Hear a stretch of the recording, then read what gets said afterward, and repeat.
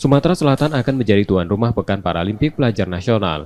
National Paralympic Komite Indonesia Sumatera Selatan memastikan ada 34 provinsi yang ambil bagian. Pada gelaran tersebut dipertandingkan 6 cabur, masing-masing catur, atletik, renang, bulu tangkis, tenis meja, dan boccia. Seluruh pertandingan dipusatkan di kawasan Komplek Olahraga Jakabaring, Palembang.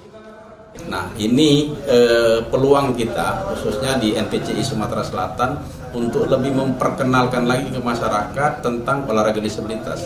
Artinya sekarang memang sudah mendunia, sudah begitu banyak yang kenal, tetapi kalau saya lihat masih banyak yang belum paham apa itu NPCI.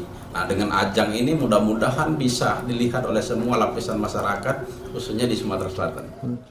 Rencananya Peparnas akan berlangsung 29 Juli hingga 4 Agustus 2023. Nur Muhammad, Kompas TV, Palembang, Sumatera Selatan.